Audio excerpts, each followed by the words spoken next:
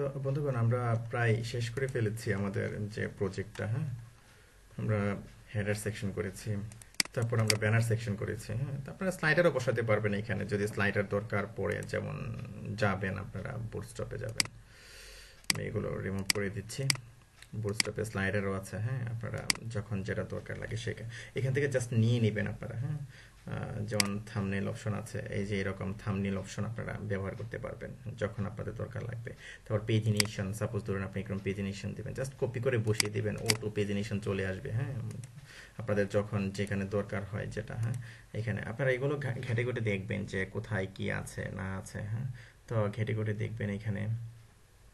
তা আরো অনেক আছে, যেমন জাম বটন একটা অপশন আছে, যে এরকম অপশন থাকে। হ্যাঁ, জাস্ট এই যে আমাদের যে অপশনটা ছিল এরকম এই ক্যাটাগরি মতো আর কি, জাস্ট। হ্যাঁ, জাম বটন। তো আপনি এরকম করতে পারেন।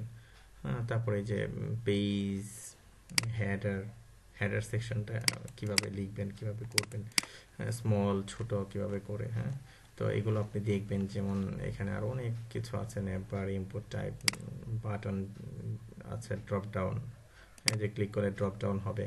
তো এগুলো আপনারা আরো করবেন। তো আমি জাস্ট দেখিয়ে দিলাম এখানে তো জাভা স্ক্রিপ্ট। হ্যাঁ, আপনি জাভা স্ক্রিপ্টে ক্লিক করবেন। জাভা স্ক্রিপ্ট ক্লিক করার পরে এখানে দেখবেন যে কত কিছু আছে আরো জাভা স্ক্রিপ্টের। তো এই যে বাটন আছে, অ্যালার্ট বক্স আছে, অ্যালার্ট কি ধরনের হবে, তারপর ড্রপ ডাউন, এই যে ড্রপ ডাউন যখন আপনার যেরকম ট্রানজিশন এরকম। তো ক্লিক করে এরকম আসবে, জাস্ট এরকম আপনি দেখবেন। তারপর অ্যালার্ট বক্স আছে, তারপরে যে আচ্ছা, তারপরে তারপরে এই যে এগুলো দেখবেন আপনি, সাইজ, এই যে মডেল বাটন, কি ধরনের বাটন আপনি চাচ্ছেন, এখানে টেপ, এই যে টেপ আপনি ইউজ করতে চাচ্ছেন, এই যে টেপ, তাই না? তো জাস্ট এনে বসিয়ে দেবেন, তাই কাজ করবে। ওকে, তো এই ধরনের এই যে কারলসেল, যেটা আমি বলছিলাম আপনাদেরকে, যে স্লাইডার। সাপোজ চাচ্ছেন যে না আমি এখানে স্লাইডার বসাবো এখানে। হ্যাঁ, এই যে আমাদের যে প্রজেক্টটা, এই প্রজেক্টটার অর্থাৎ আমাদের যে প্রজেক্ট, এখানে আপনি চাচ্ছেন স্লাইডার বসাবেন, কিছুই না, শুধু কি করবেন, এই যে এখানে কি কোথায় যাবেন, এখানে জাভা স্ক্রিপ্টে যাবেন। প্রথম আপনাকে যেতে হবে জাভা স্ক্রিপ্টে। এই যে জাভা স্ক্রিপ্টে ক্লিক করবেন, জাভা স্ক্রিপ্টে ক্লিক করার পরে এই যে কার্সলে ক্লিক করবেন। কার্সলে ক্লিক করলে এই যে এক্সাম্পল টোটাল কি কি করবেন, এটা কপি করবেন। কপি করে জাস্ট আপনি আপনার প্রজেক্টের যেখানে চাচ্ছেন এখানে ঠিক পেস্ট করে দিবেন, দেখবেন যে চলে আসছে। তারপর আপনি আপনার মতো করে কাস্টমাইজ করে নেবেন। আর কিভাবে যে কাস্টমাইজ করবেন সেটা তো আমি আপনাদেরকে শিখালামই। আপনারা শিখলেন তো। ওকে, ফাইন। তো আমরা এখন পরের ধাপে যাই, যে নিচে আছে ফোল্ডার।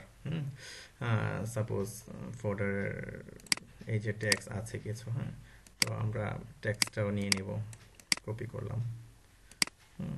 ওকে, তো অ্যাকচুয়ালি আমরা যেটা করেছি, হ্যাঁ, আমরা ইউনিভার্সাল, আমরা প্রত্যেকটাতে কিন্তু আমরা এখানে ইয়েটা দিয়ে দিইনি, ফন্ট ফ্যামিলিটা কিন্তু দিয়ে দিইনি। ফন্ট ফ্যামিলিটা আপনি ইচ্ছা করলে সব জায়গায় দিয়ে নিতে পারেন। সাপোজ একবার টোটাল ফুল এইচটিএমএল এর মধ্যে আমরা ফন্ট ফ্যামিলিটা দিয়ে নিই, সমস্যা নাই তো, একসাথে সব জায়গায় পেয়ে যাবে। তো যদি রেগুলার দিয়ে এখন সব জায়গায় কি আমাদের ফ্রন্ট ফ্যামিলিটা পেয়ে যাবে। আচ্ছা, ওকে, ফাইন। তো আমরা এখন এই যে এখানে যে আছে টেক্সট কিছু এখানে নিয়ে নিই। তারপরে আমাদের যে কাজটি করব, এই যে আমাদের ফোটার সেকশনটি আমরা করব এখন। হ্যাঁ, এই যে ফোটার সেকশনটি আপনি এখানে লিখবেন যে ফোটার, ফোটার আপনি লিখবেন ফোটার ক্লাস,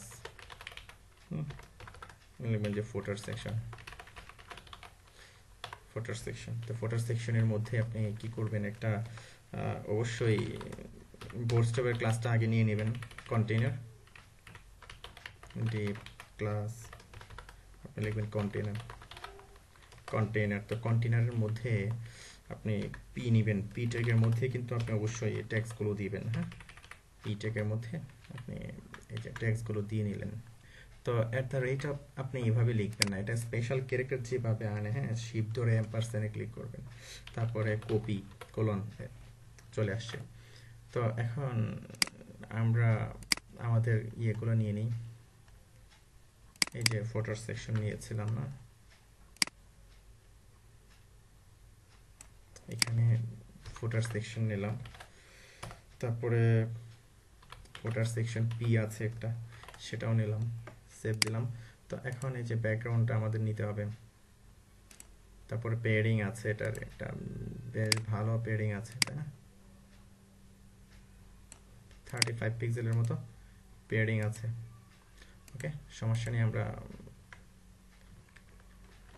ব্যাকগ্রাউন্ডটা নিলাম, ব্যাকগ্রাউন্ডটা আমরা এখানে দেব, ব্যাকগ্রাউন্ড দিয়ে নিলাম, তারপরে পেয়ারিং দিলাম 35 পিক্সেল, 0 পিক্সেল। Okay fine. তারপর আমরা রিলোড দিলাম, রিলোড দেওয়ার পরে যে আমাদের টেক্সটটি চলে আসলো। তো এই যে টেক্সট সেন্টার আপনি দিয়ে নিতে পারেন, এখানে বুটস্ট্র্যাপের ক্লাস, স্পেশাল একটা ক্লাস আছে, টেক্সট সেন্টার দিয়ে নিলেন। তারপরে এখানে ফন্টের একটা সাইজ আছে, ফন্টের কালার আছে, হ্যাঁ এগুলো আমরা দেখে নিই, বড় করে সুন্দর করে দেখে নিই ফন্টের কালারটা কি হবে। আমরা ফন্টের কালারটা সাপোজ এটা একটা ফন্টের কালারটা ইবি, ওকে সমস্যা নেই।